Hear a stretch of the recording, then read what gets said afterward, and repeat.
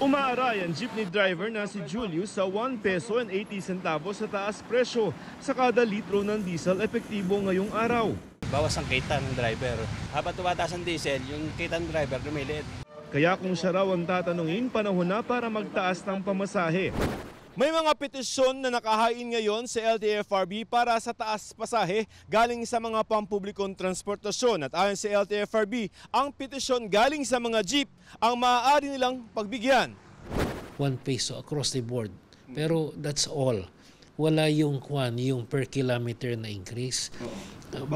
Flat rate lang muna. Masyado mabigat pag may Masyado nang mabigat sa mga consumers. We may have a provisional increase but subject to certain conditions na ang presyo ng gasolina is so much, which is $80 per barrel of the Dubai oil. Posibleng ilabas ang resolusyon sa susunod na linggo. Maaari rin payagan ng LTFRB ang hiling ng mga provincial bus para sa dagdag singil. Pero humihingi pa sila ng kompetasyon sa mga ito kung magkano. Posible hong itaas namin but on a graduated rate for first 10 kilometers and then subsequently meron po kaming ilalagay ulit na price for the subsequent kilometers. Habang walang dedesisyonan sa mga bus sa Metro Manila dahil iniatras nila ang kanilang hiling. There's a stiff competition of the rail, MRT, LRT. We have the modernized jeepneys and the motorcycle taxi.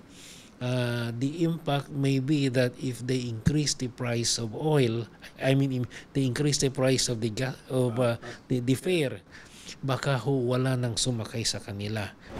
Ayon sa Department of Energy, ang sigalot sa pagitan ng bansang Israel at Iran sa Middle East. Nagdudulot daw ito ng pangamba sa mga nagbebenta ng crudo sa world market. Mayroon ako talagang kinalaman sa nangyaring gulo since June 13 and even before that. To date, speculative ho ang mga increases na to. Dagdag ni Aba, dahil sa patuloy na tensyon, maaaring magkaroon muli ng pagtaas sa presyo ng langis sa susunod na linggo.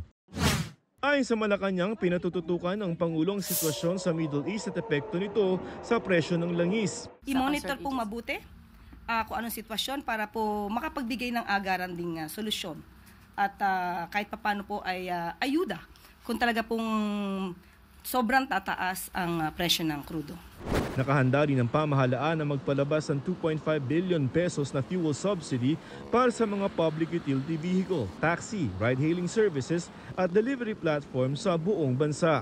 Kung mag-increase ang price at hindi po namin na-anticipate yun na within 1 week or within 2 weeks na talagang lalampas na siya sa $80 per barrel, nagtitrigger po yan na kailangan may fuel subsidy tayo or anumang ayuda na. Nire-request natin po sila kung pwede, kung mag-increase nga. Hiningi sana namin kung may increase nga na sobra-sobra, baka pwede na lang i-delay lang, no? Stagger lang. Pero isa din, more than that, ako ang appeal lang sana ng DOE, bigyan nyo naman ng konting discount or konting advantage ang mga PUVs natin.